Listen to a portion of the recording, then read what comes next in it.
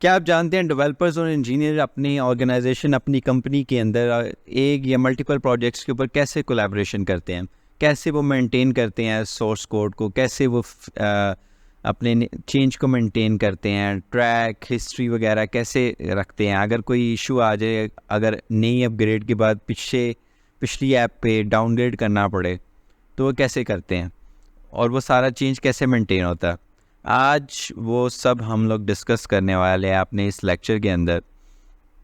और मैं बताता चलूँ कि ये डेवऑप्स जर्नी में एक बहुत ही इम्पॉर्टेंट टॉपिक है जिसकी हम डेली बहुत एक्सेसिव यूज़ करते हैं। और इसको डिस्कस करने से पहले कुछ इसके प्री रिक्विजिट्स हैं जो मैं डिस्कस करना चाहूँगा आपके साथ।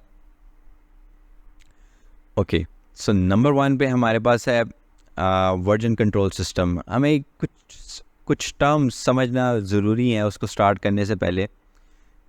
तो पहली टर्म है हमारे पास, what is version control system. ठीक है, version control system is a tool that helps manage changes to source code over the time. ये एक ऐसा टूल है जो हमारी हेल्प करता है कि यार अपने के जो सोर्स कोड में जितना भी चेंज आए टाइम टू टाइम बाद में, तो उसको आप मेंटेन कर सको। ठीक है, और ये क्या करता है, it records modification tracks the history of change and allow multiple developers to collaborate on project. कोई भी मॉडिफिकेशन की, उसका ट्रैक हिस्ट्री वगैरह रखी, ठीक है, किसने इसको चेंज किया, और at the time multiple developers एक प्रोजेक्ट के ऊपर कोलैबोरेट कर सकते हैं। ये सब ये प्रोवाइड करता है। ओके, और क्या चीज़ ये करता है, ये इंश्योर करता है कि यार जो भी इसके अंदर जिस भी बंदे ने चेंज किया है, वो made the change and what the change was, वो सब क्लियरली नज़र आना चाहिए। और अगर उस चेंज का कोई स्पेसिफिक रीज़न है तो वो आप एक मैसेज के साथ लेबल भी कर सकते हो।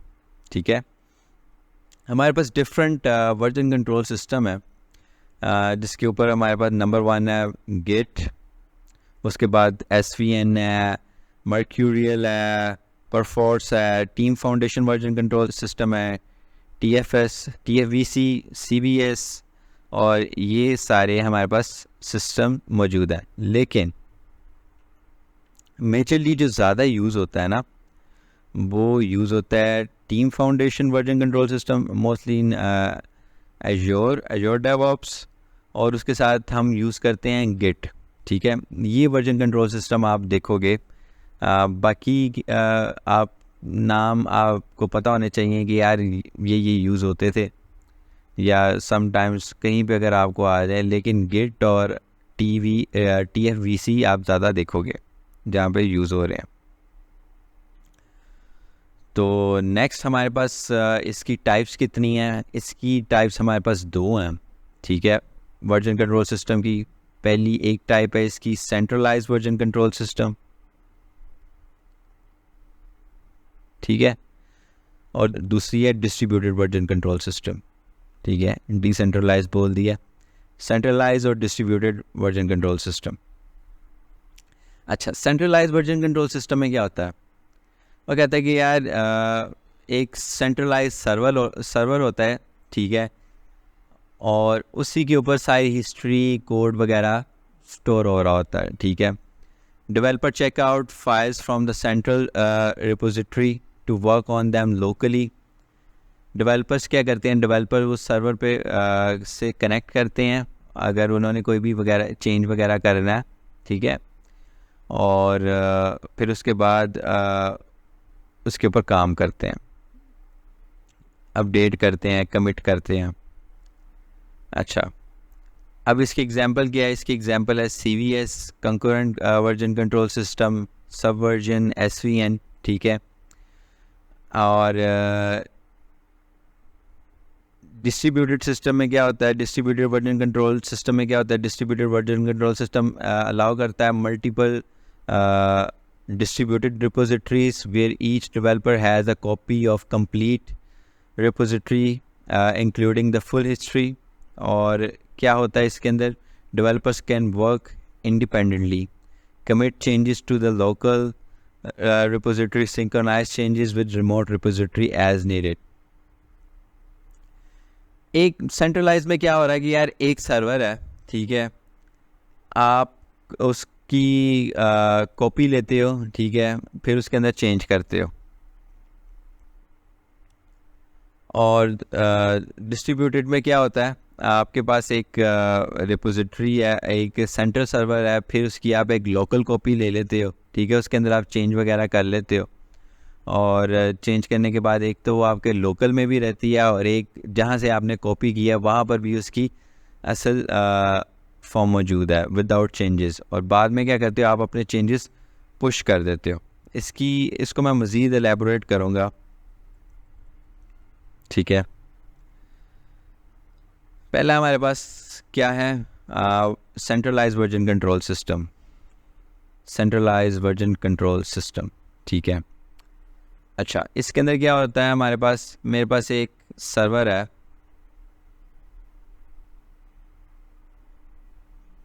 ठीक है। इस सर्वर के अंदर ना मेरे पास अब मेरा जो कोड का जो चेंज है उसका पूरा ट्रैक है वो स्टोर होता है, ठीक है। अब वो कैसे स्टोर होता है, in the form of repository, ठीक है। एक रिपोजिटरी के अंदर जितना भी मेरी एप्लीकेशन का कोड है वो मौजूद है। अब सेंट्रलाइज्ड वर्जन कंट्रोल सिस्टम में क्या होता है, अगर मैंने कोई भी चेंज करना है ना, फॉर एग्जांपल ये मेरा XYZ एप्लीकेशन का कोड है, ठीक है, वो यहाँ पे पड़ा हुआ। अब इसके अंदर अगर मैं नया फीचर ऐड करना चाहता हूँ ना, एक डेवलपर है, एक नया फीचर ऐड करना चाहता है, वो क्या करेगा, ठीक है, वो अपने सिस्टम से कनेक्ट होगा, ठीक है, अपने सिस्टम से इस सर्वर पे कनेक्ट होगा, और कोड के अंदर जो भी चेंजेस होंगी उसको करेगा और कमिट कर देगा, ठीक है। जैसे ही कमिट होगा, एक दूसरा डेवलपर क्या है यहाँ पे मौजूद है, ठीक है, इस डेवलपर ने अपना काम किया है, वो भी कमिट कर दिया। अब इसका काम भी यहाँ पे मौजूद है, इस डेवलपर 2 का काम भी यहाँ पे मौजूद है, ठीक है। ये सारा भी एक ही सर्वर पे स्टोर हो रहा है, और इन दोनों को नज़र आ रहा है, और ये काम कर पा रहे हैं, अपना अपना चेंज मेंटेन कर पा रहे हैं, ठीक है। अच्छा, अब पता क्या मसला है, अब फॉर एग्जांपल क्या होता है, आपके पास इंटरनेट नहीं है, ठीक है, आपके पास इंटरनेट नहीं है, तो आप इस सर्वर के साथ कनेक्ट नहीं कर पा रहे। आप कोई भी अगर चेंज करना चाहोगे तो आप अपने कोड के अंदर चेंज नहीं कर पाओगे। इसके लिए आपको सबसे ज़्यादा ज़रूरी क्या चीज़ है, आपको इंटरनेट चाहिए सेंट्रलाइज वर्जन कंट्रोल सिस्टम में, ठीक है, क्योंकि आपको एक सेंट्रल सिस्टम के साथ कनेक्ट होना। अच्छा, अब क्या हुआ, अब ये मसला है, चलो अगर इसके पास इंटरनेट भी है, वो कनेक्ट कर पा रहा था, ठीक है, उसने कुछ चेंज किया, और एट दी एंड क्या हुआ, थोड़ी देर काम करने के बाद क्या हुआ कि अचानक से इसका कनेक्शन जो है वो क्लोज़ हो जाता, ठीक है। वो समझता है यार इंटरनेट का इशू है, इंटरनेट का इशू, वो कहता है इंटरनेट ठीक है, सब ठीक है। अब क्या मसला है, अब देखा तो यार पता चला कि यार ये पूरा सर्वर जो भी था ये क्रैश हो गया, ठीक है, ये सर्वर ही मेरा क्रैश हो गया। अब क्रैश हो गया यार, लॉस हो गया ये तो। अब क्या होगा, अब ये होगा कि जो भी इसके ऊपर डेटा था वो सारा जो यहाँ पे इस सर्वर के ऊपर पूरी एप्लीकेशन का जो कोड था वो भी उसके साथ चला जाएगा, ठीक है, सारा डाटा लॉस हो जाएगा, all data will be loss on the failure of the system, ठीक है। ये एक बहुत बड़ा ड्रॉबैक था इस सिस्टम का। आपको इंटरनेट चाहिए अगर कनेक्ट करने के लिए, कोई भी चेंज मेंटेन करने के लिए, ठीक है। अगर नहीं है, स्लो कनेक्शन है, आप नहीं कर पाओगे। अगर आपका सर्वर फेल हो जाता है, ठीक है, तो आपका जितना भी सारा डाटा था वो लॉस हो जाएगा, ठीक है। ये था centralize version control system. Again कोई भी चेंज करने के लिए आपको सेंट्रल सर्वर के साथ कनेक्ट रहना पड़ेगा,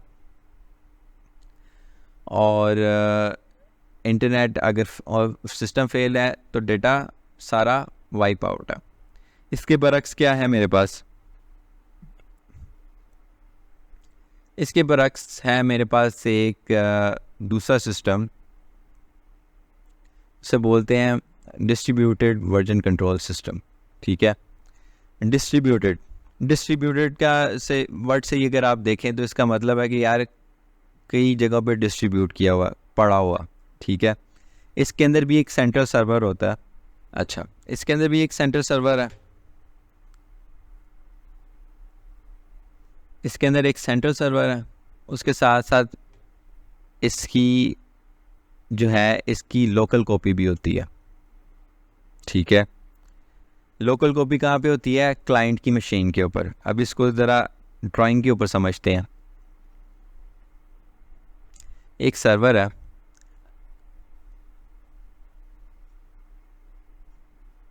ठीक है, सर्वर के अंदर एक रिपोजिटरी है।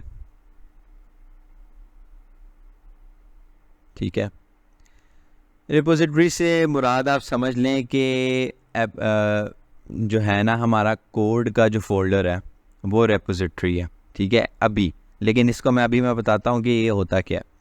रिपोजिटरी है मतलब हमारा जो कोड का फोल्डर है वो एक सर्वर के ऊपर पड़ा हुआ। ठीक है, डिस्ट्रीब्यूटेड सिस्टम में हम लोग क्या करते हैं, हम इसको सबसे पहले कर लेते हैं क्लोन। क्या करते हैं, क्लोन कर लेते हैं अपने सिस्टम पे। ये डेवलपर की मशीन है। ठीक है, ये है डेवलपर की मशीन, ये तीसरा डेवलपर है। ठीक है, ये डेवलपर की मशीन है, इसने अपना सारा जो है वो यहाँ पे जो सर्वर पे जो कोड पड़ा था वो क्लोन कर लिया। अच्छा, क्लोन कर लिया, अब सारा यहाँ इसका इस सर्वर का सारा कोड इस मशीन के अंदर आ गया। इस मशीन के अंदर भी एक रिपोजिटरी का क्लोन बन गया। ठीक है, अब क्या होगा, अब ये है डिस्ट्रीब्यूटेड कंट्रोल सिस्टम में, वर्जन कंट्रोल सिस्टम में क्या होता है, आपने जो भी चेंज करना है आपने अपनी लोकल जो आपके लैपटॉप, आपकी मशीन, आपके पीसी के अंदर जो रिपोजिटरी जो क्लोन कॉपी मौजूद है उसको उसके अंदर आप चेंज करते हो। ठीक है, चेंज करने के बाद क्या करते हो, उसको जब आपने देख लिया कि यार ये चेंज मुझे चाहिए था, ये चेंज मेरा हो गया, उसको आप कमिट कर देते हो। ठीक है, आप कोड को कमिट कर देते हो। कमिट करने से क्या होता है, वो कोड जो है लोकली सेव हो जाता है। ठीक है, अब सेंट्रल सर्वर के ऊपर तो वो चेंज नहीं है। ठीक है, तो आप क्या करते हो, आप अपने लोकल से इस सर्वर के ऊपर जो चेंज वाला लोकल चेंजेस जो हैं वो पुश कर देते हो, वो आप पुश कर देते हो और वो सारा कोड इस सर्वर की रेपोजिटरी के अंदर चला जाता है और वो सारा कोड अपडेट हो जाता है।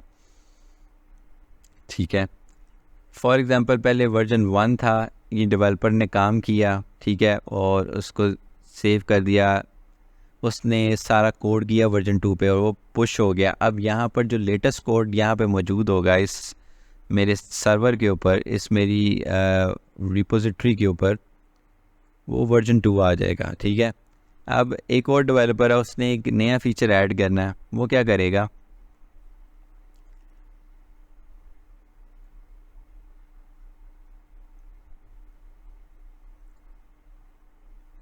ये चौथा डेवलपर है। ठीक है, इस सारे चेंजेस को दोबारा क्लोन करेगा।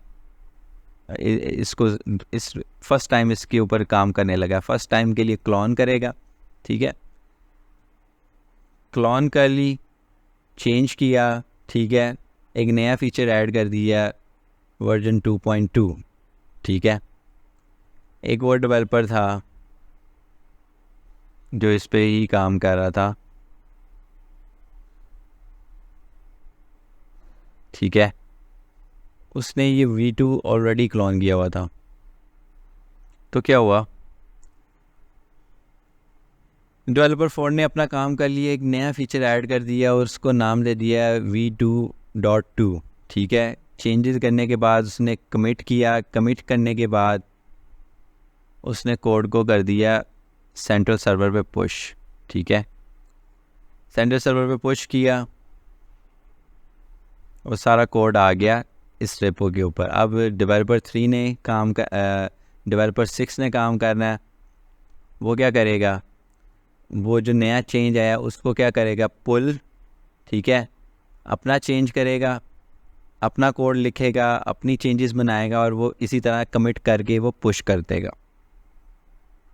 अब यहाँ पे फॉर एग्जांपल नया वर्जन चल रहा है, वर्जन v2.3। ठीक है, अब दोबारा डेवलपर 3 का काम आ गया, उसने यहाँ से सर्वर से कोड पुल किया, उसके लोकली मशीन के अंदर आ गया। लोकल मशीन के अंदर आने के बाद उसने अपनी जो भी चेंजेस की वो लोकली पहले सेव हुई। अभी सर्वर के ऊपर वर्जन यही चल रहा है। ठीक है, जो भी चेंज कर रही है, जो भी चेंज डेवलपर कर रहा है, ठीक है, कर रहा है या कर रही है, वो सारा अभी तक जितनी देर तक वो पुश नहीं करेगा वो सारा उसकी मशीन में सेव रहेगा। ठीक है, जितनी देर तक वो पुश नहीं करेगा सारा उस कोड, सारा फीचर उसकी मशीन में ही सेव रहेगा। जैसे ही उसने देख लिया कि यार मेरा कोड अब चल रहा है, ये वाला फीचर डिज़ायर रिज़ल्ट था, यही बनाना था, ये बन गया, सारी टेस्टिंग, लोकल टेस्टिंग करने के बाद वो क्या करेगा, उस कोड को दोबारा पुश कर देगा। तो इसी तरह से कोड के जो हैं वो चेंजेस अपडेट होते रहते हैं। ठीक है, वर्जन मेंटेन होते रहते हैं, किस किस ने क्या क्या चेंज किया वो सारा इस सर्वर की रिपोजिटरी की ट्रैक रिकॉर्ड में आता रहता। ठीक है, अब कुछ टर्म्स हैं यार, वो देखो।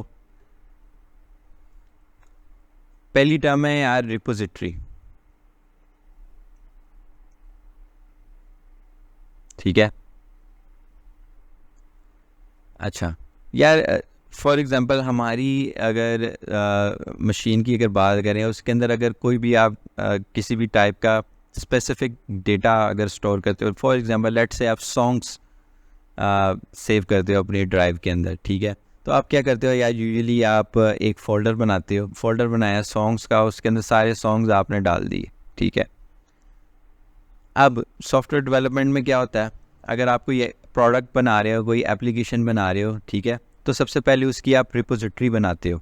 ठीक है, उस प्रोडक्ट के नाम से, उस सॉफ्टवेयर के नाम से आप एक रिपोजिटरी बनाते हो।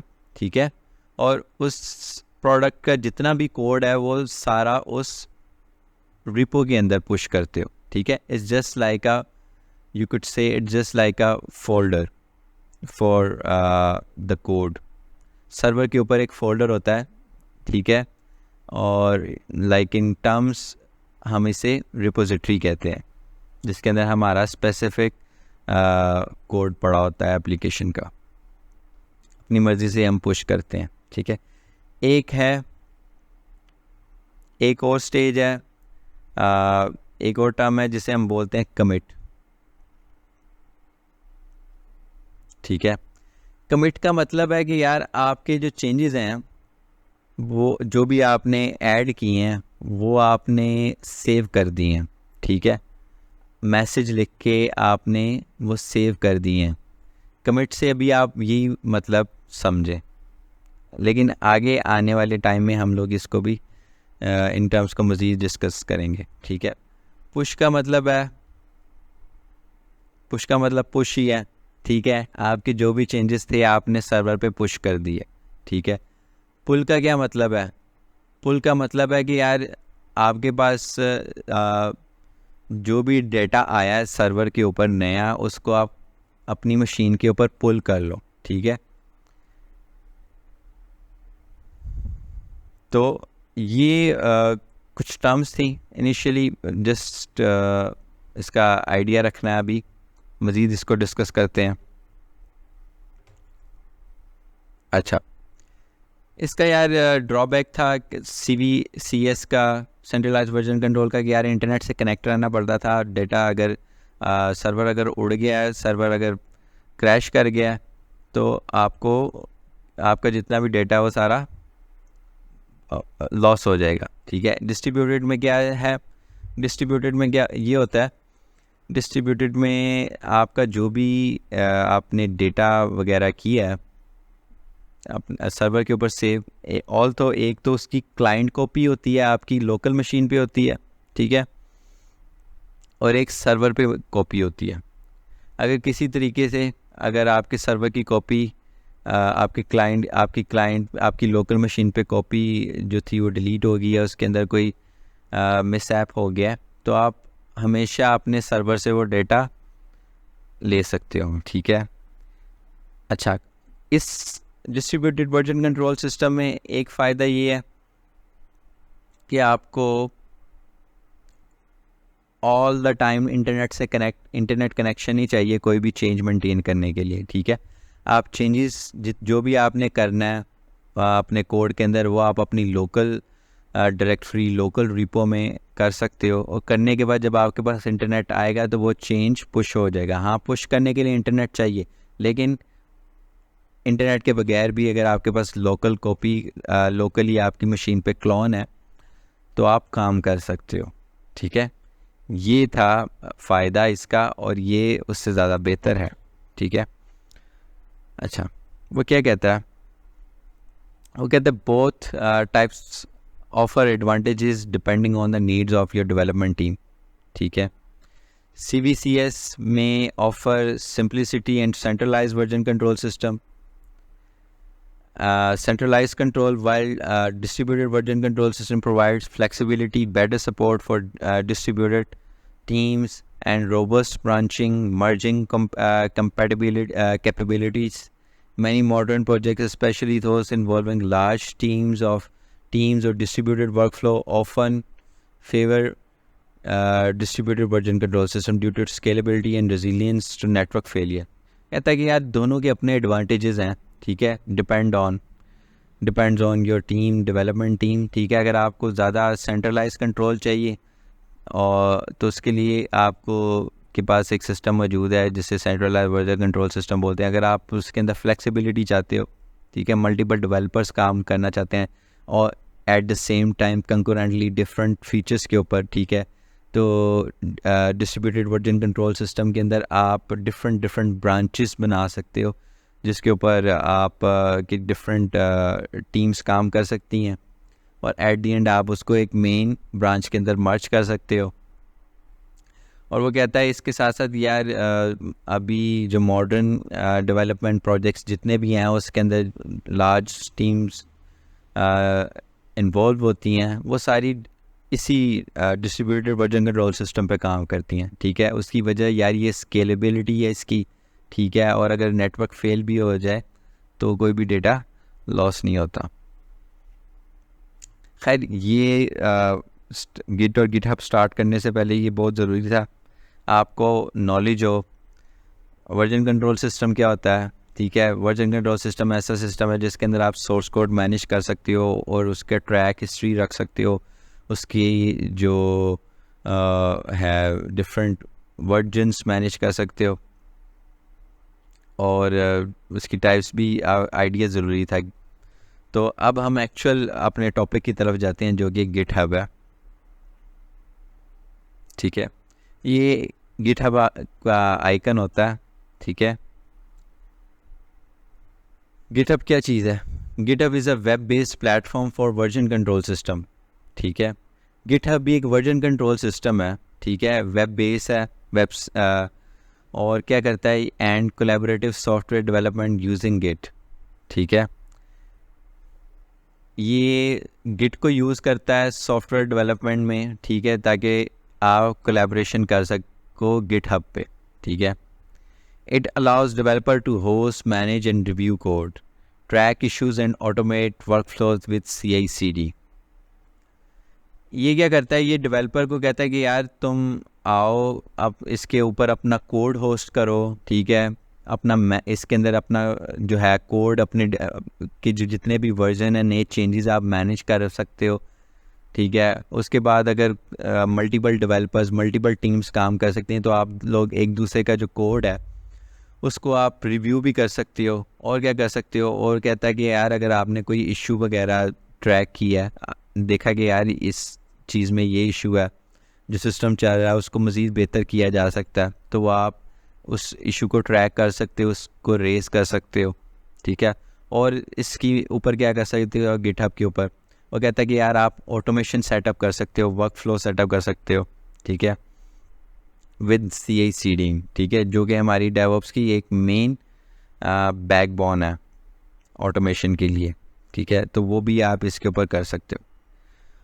अच्छा, वो कहता है GitHub also support social coding providing features like star forks, GitHub pages for hosting website, ठीक है। वो क्या है, कहता है और भी अगर आप चाहो तो लाइक आप दूसरों के पब्लिक रिपोजिटरीज को आप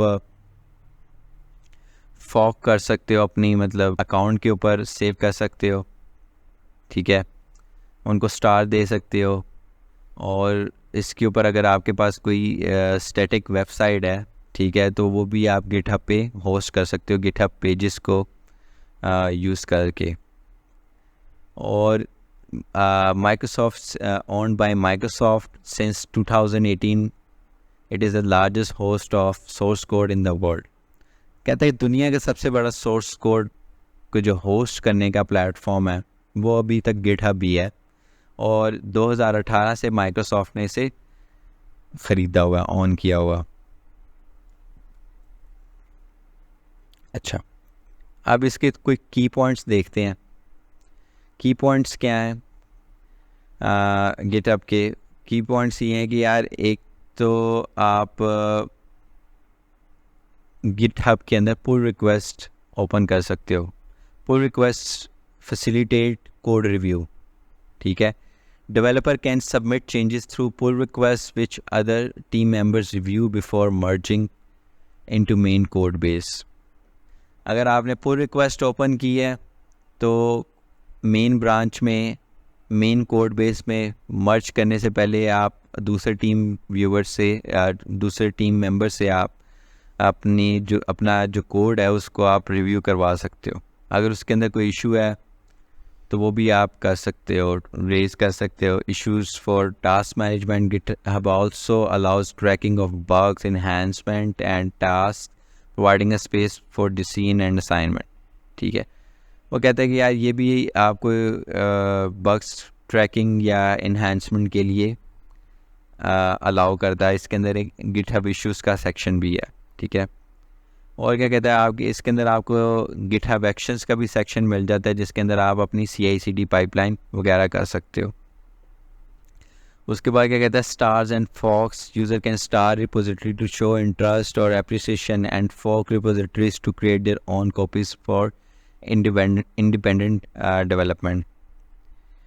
अगर आपको कोई रिपोजिटरी पसंद आ गई, कोई पब्लिक रिपोजिटरी, ठीक है, तो उसको आप लाइक कर सकते हो। जैसे हम पोस्ट वगैरह लाइक कर सकते हैं एप्रिसिएशन के लिए, या आप इंटरेस्टेड हो, ठीक है, आप वो कर सकते हो।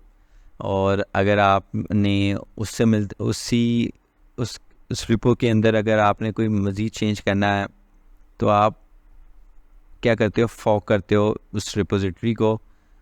उससे क्या होता है, आपकी अपने अकाउंट के अंदर उसकी एक कॉपी बन जाती है, जिसको आप इंडिपेंडेंटली अपनी मर्ज़ी के मुताबिक अपनी चेंजेस उसके अंदर कर सकते हो, पुश।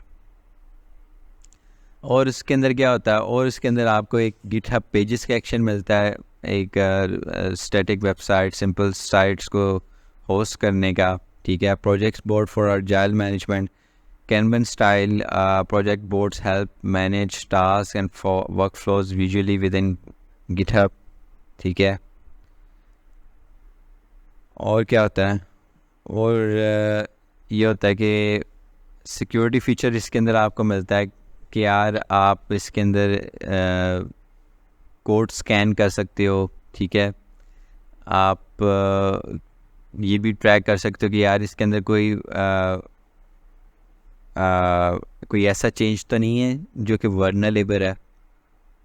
तो डिपेंडेंट बोर्ड को यूज़ करते हुए वो आप मेंटेन कर सकते हो इस चीज़ को कि यार आपका जो भी कोड बेस है वो सिक्योर है। ये सिक्योरिटी का फीचर आपको प्रोवाइड करता है। उसके बाद मार्केट प्लेस है, a platform to discover, integrate third-party tools and services that enhance GitHub workflows. तो ये सारे फीचर्स आपको मिलते हैं GitHub के अंदर. अब Git क्या है उसको डिस्कस करते हैं. Git और GitHub ना वैसे नाम से तो थोड़ा सा ही फ़र्क है. हब लगा तो GitHub बन जाता, और वैसे इनमें मेजरली एक फ़र्क है. ठीक है, GitHub एक ऐसी जगह है जहाँ पर आप अपना जो सोर्स कोड है वो होस्ट करते हो, स्टोर करते हो. ठीक है, और Git एक ऐसा टूल है जो कि आपका जो होस्ट किया हुआ कोड है GitHub के ऊपर, उसको मैनेज करने में, उसको मेंटेन करने में यूज़ होता है. ठीक है, अब यहाँ पे उसकी क्या डेफिनेशन है? वो डेफिनेशन है Git is a distributed version control system used to track changes in source code during software development. ठीक है, सॉफ्टवेयर डेवलपमेंट के अंदर जो भी चेंजेस आती हैं आपके सोर्स कोड के अंदर, उसको मेंटेन करने के लिए, ट्रैक करने के लिए Git को यूज़ किया जाता है. It allows multiple developers to work on a project simultaneously. एक ही टाइम के अंदर मल्टीपल डेवलपर्स प्रोजेक्ट कर सकते हैं without interfering each others work, और इससे किसी दूसरे का काम भी डिस्टर्ब नहीं होगा. Git provides feature like branching, merging and diverting changes. वो कहता है कि यार Git के अंदर आपको ये फीचर मिलता है कि आप इसके अंदर ब्रांचेस बना सकते हो. ठीक है, ब्रांचिंग क्या होती है? ब्रांचिंग आप समझ लो कि जो भी आपका मेन कोड है उसकी एक कॉपी बन जाती है. ठीक है, फॉर एग्जाम्पल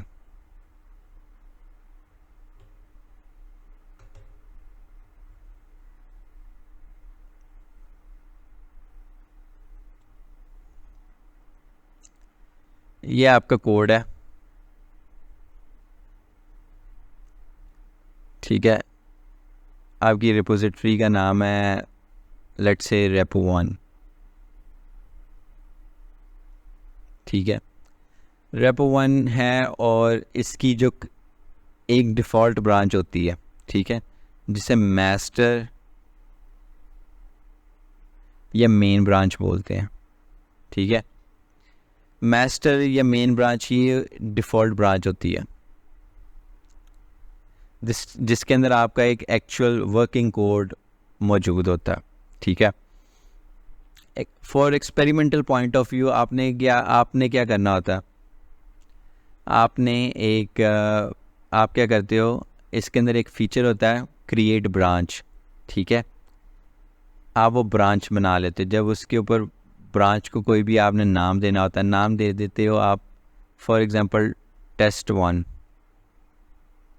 test1 की आपने ब्रांच बना ली. ठीक है, अब ब्रांच से क्या होगा, इस के अंदर जो भी कोड होगा ना वो इसके अंदर भी आ जाएगा. ठीक है, अब for testing point of view आप इसके अंदर अपने चेंजेस पुश कर सकते हो.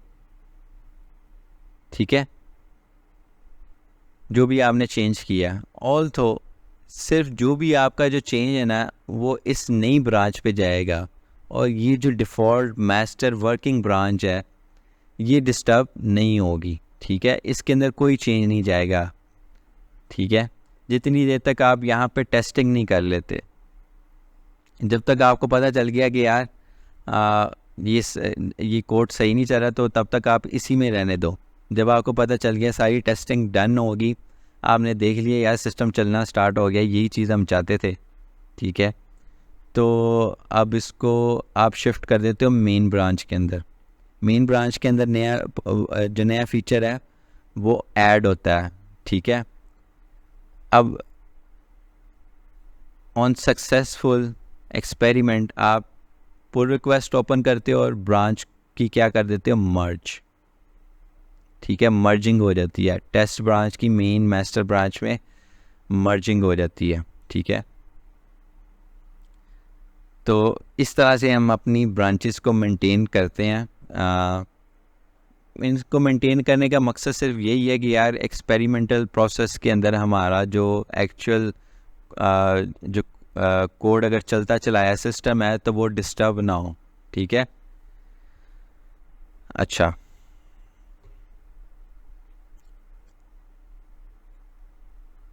Git provides feature like branching, merging and reverting changes. आप ब्रांच चीज़ बनाते हो, डिफरेंट उसके अंदर चेंजेस कर लेते हो, सक्सेसफुल हो जाए तो मर्ज कर लेते हो, ठीक है। और क्या कर सकते हो, अगर आपने उसके अंदर कोई अगर चेंज बना दिया, चेंज कर दिया, चेंज पुश कर दिया जो कि ख़राब चेंज है, जो नहीं चाहिए, ठीक है, या बैक जाना चाहते हो तो अपनी चेंजेस को रिवर्ट भी कर सकते हो। So making it easier to manage and collaborate on code. ये सारी चीज़ें ईज़ पैदा करती हैं कि यार आप कोड के ऊपर, अपनी प्रोजेक्ट के ऊपर कोलैबोरेट कर सको। इसको बनाया किसने था? इसको बनाया था लाइनस टॉरवर्ड्स ने इन 2005। ये वही बिल्कुल सेम बंदा है जिसने लिनक्स को बनाया था, ठीक है। Git is widely used in the software industry for its speed, efficiency, and robust handling for non-linear development. वो कहता है non-linear development की वजह से और अपनी robust handling की वजह से ये पूरी दुनिया में, पूरी अपनी सॉफ्टवेयर इंडस्ट्री में यूज़ होती है कि यार ये इसकी स्पीड बहुत अच्छी है, एफिशिएंट है, इसके अंदर जो है क्विकली अपने चेंजेस जो भी हैं आपके मेंटेन हो जाते हैं, ठीक है। अगेन क्या है, it's a version control system. Git helps you to keep track of the code changes, ठीक है। आपके जो भी कोड में चेंजेस आए हैं उनको ट्रैक कर सकते हो गिट को यूज़ करके। Git is use to collaborate on code. Code की कोलैबोरेशन में गिट को यूज़ किया जाता है। Git and GitHub are different things, ठीक है। गिट और गिटहब डिफरेंट चीज़ें हैं। Why Git? Over 70% of developers use Git. More than 70% इसको यूज़ करते हैं गिट को। Developers can work together from anywhere in the world. Git को यूज़ करते हुए किसी भी दुनिया के किसी भी कोने से आप इस वर्क कर सकते हो। Developer can see the full history of the project. Past के अंदर जितने भी चेंजेस बनाए थे, चेंजेस किए थे, वो सारे आप ट्रैक कर सकते हो, रिकॉर्ड देख सकते हो। अगर किसी पुराने में जाना चाहो तो उसे रिवर्ट कर सकते हो। गिट के क्या फीचर है? When a file is change, added और deleted, it is considered modify, ठीक है।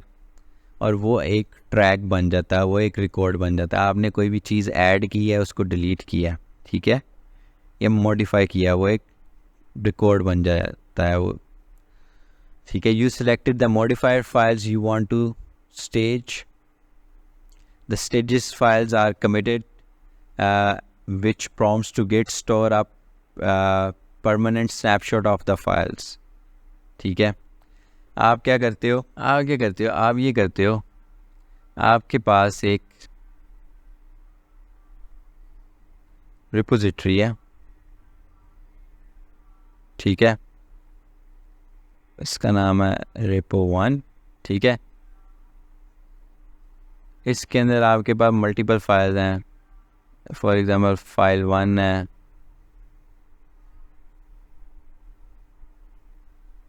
txt, इसी तरह 2, 3, 4, ठीक है, 7 करके कोई फाइल्स हैं, ठीक है। अब इसके अंदर अगर मज़ीद 8वीं फाइल ऐड कर दोगे तब भी चेंज कंसीडर होगा। अगर उसके अंदर से आप अगर ये वाली फ़ाइल डिलीट कर दोगे तब भी कोई चेंज कंसीडर होगा। आपने चेंज किया, आपने मॉडिफाई किया, ठीक है। अच्छा, अब आपने मल्टीपल चेंजेस किए हैं, ठीक है। आपने 2 भी रिमूव कर दी, 7 भी रिमूव कर दी अपनी लोकल रिपोजिटरी से, ठीक है। अगेन मैं बताता चलूँ यार, गिटहब जो है वो डिस्ट्रीब्यूटेड वर्जन कंट्रोल सिस्टम है, ठीक है। इसको आप क्लोन करते हो, सबसे पहले एक कॉपी बनती है, ठीक है, और बाद में फिर आप गिट को यूज़ करते हो उस कॉपी के ऊपर काम करने के लिए, उस क्लोन्ड रिपो के ऊपर काम करने के लिए। आपने जो भी चेंजेस किए हैं, ठीक है, आप चाहते हो कि यार ये चेंजेस मेरी जो है सेंट्रलाइज जो मेरा सर्वर है गिटहब पे, गिटहब सर्वर के ऊपर, गिटहब सर्वर की रेपो के ऊपर चली जाए, ठीक है। आपने लोकली चेंज कर लिया, ठीक है। चेंज करने के बाद एक उसकी स्टेज होती है जिसे बोलते हैं स्टेज। एक फेज़ होता है गिट का, स्टेज। स्टेज का मतलब है कि यार ये चेंजेस जो हैं मैं सेव करना चाहता हूँ, ठीक है। आप ऐड करते हो, ठीक है, वो सारे स्टेज में चले जाते हैं, स्टेज फेज़ में चले जाते हैं। उसके बाद होता है नेक्स्ट फेज़ मेरे पास होता है, वो होता है कमिट।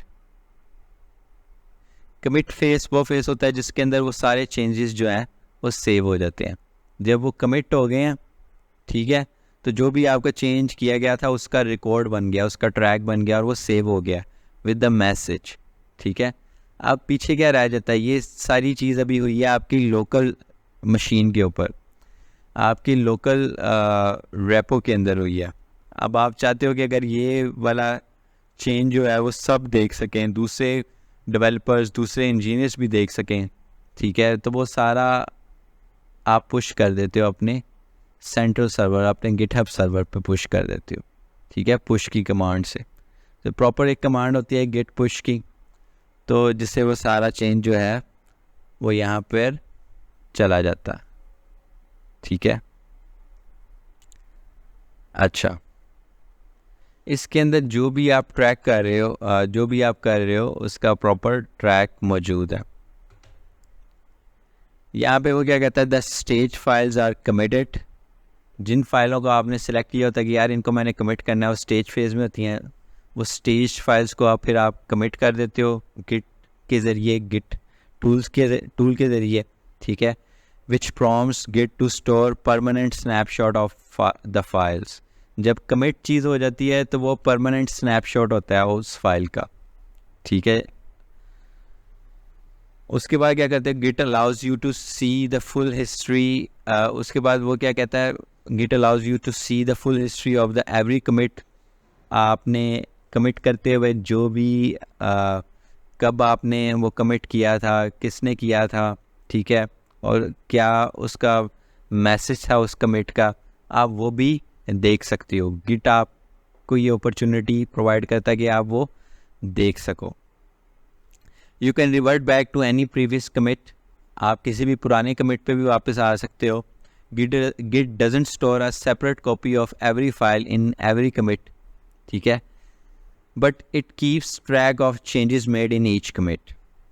वो कहता है कि यार जो भी आपने चेंज किया है हर कमिट के ऊपर, वो उसकी इंटायर कॉपी तो नहीं रखता, उस फाइल की इंटायर कॉपी स्टोर नहीं करता Git, but keeps a track of the changes made in each commit. ये पूरी फाइल को स्टोर, एक उसकी एक सेपरेट कॉपी बनने के बजाय सिर्फ उसका ही ट्रैक, उसका ही चेंज स्टोर, उसको ही स्टोर करता है जो कि एक्चुअल चेंज होता है, हुआ एक्चुअल चेंज होता है उस कमिट के अंदर, ठीक है। तो ये सिर्फ एंटायर फाइल को स्टोर करने के बजाय सिर्फ चेंज को स्टोर करता है। बेनिफिट्स ऑफ गिट क्या है, सेव टाइम, टाइम बचता है इससे। ऑफलाइन आप वर्किंग कर सकते हो, कोई भी मिस्टेक हो गई है तो उसको आप अंडू कर सकते हो, ठीक है। चेंजेस अगर पूरा पास में कोई की हैं या किसने की हैं वो सारा आप ट्रैक कर सकते हो। अब इसको इंस्टॉल कैसे करना है, ठीक है, वो देखते हैं। How to install Git on Windows. सबसे पहले आपने ब्राउज़र में जाना, ठीक है। ब्राउज़र में जाने के बाद आपने सर्च करना है गिट डाउनलोड्स, ठीक है। जो भी आपके पास जो फर्स्ट लिंक आएगा उसको आपने ओपन कर लेना गिट से रिलेटेड, ठीक है। तो इसको अभी हम करके भी देखते हैं।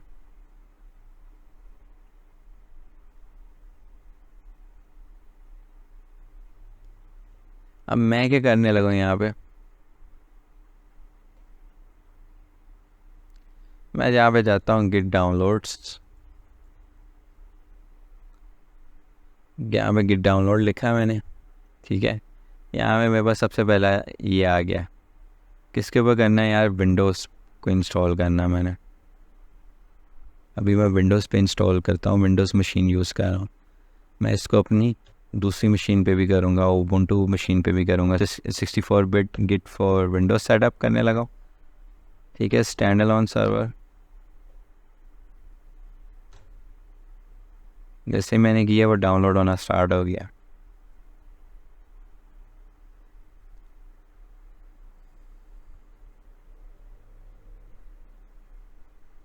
अभी कुछ देर में डाउनलोड हो जाएगा।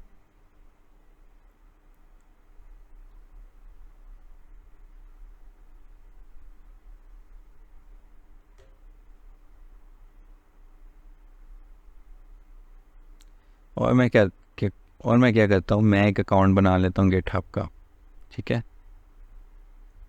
गिट तो मैं डाउनलोड कर रहा हूँ, ठीक है, लेकिन अब मैंने लिखना है यहाँ पे जाके github.com। मेरी डाउनलोडिंग भी कंप्लीट हो चुकी है।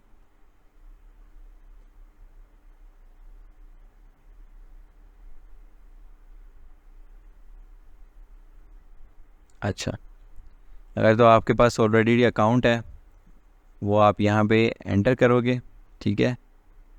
वरना अगर आपके पास अकाउंट नहीं है तो आप ऐसे एक अकाउंट अपना क्रिएट कर लोगे।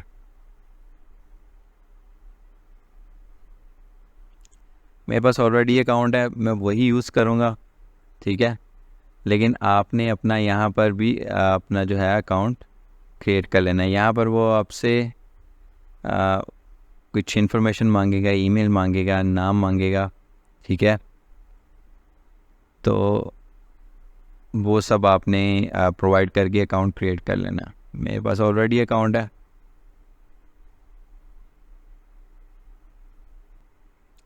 तो मैं उसको भी लॉग इन कर लूँगा, ठीक है। सबसे पहले मैंने अपनी इंस्टॉलेशन कंप्लीट करनी है।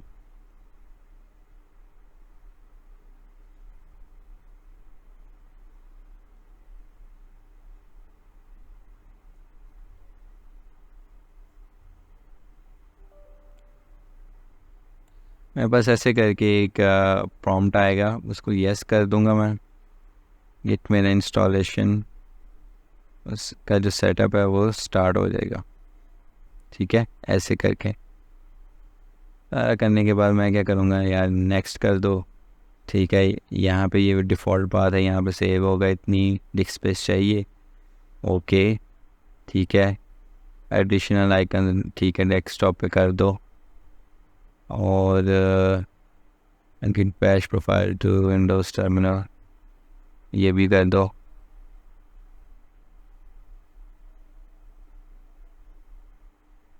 नेक्स्ट कर दो।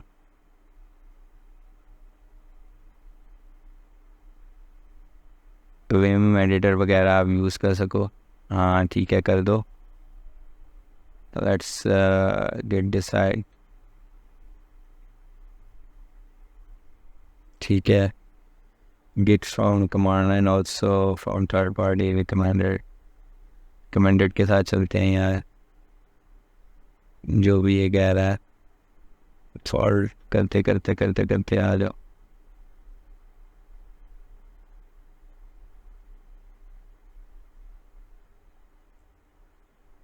अभी मैंने डिफ़ॉल्ट सेटिंग्स के साथ ही जाने दिया। अगर एट सम टाइम अगर मुझे कोई भी अगर चेंज करना भी पड़ा तो मैं उसको टर्मिनल के ऊपर वो चेंज कर लूँगा, जिससे इस गिट की सेटिंग चेंज हो जाएगी। अभी इंस्टॉलेशन रेडी है, मतलब स्टार्ट है ऑलरेडी। तो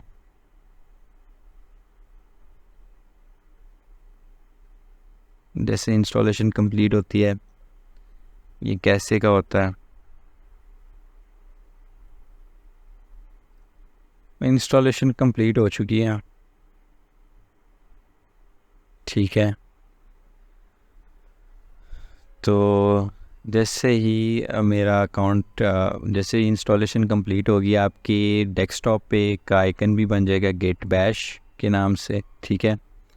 और ये सारा वगैरह सेटअप हो जाएगा, ठीक है। अब अगर मैं इधर ऐसे गिट लिखूँगा तो मुझे ऑप्शन देना स्टार्ट हो जाएगा यार, क्लोन, इनिट, एमडी, ये वो वगैरह। तो ये सारी चीज़ें मैं कर पाऊँगा। अब ये सारी मेरे पास इंस्टॉल हो गई है मेरे विंडोज़ मशीन पे, ठीक है। अब अगर मैंने देखना है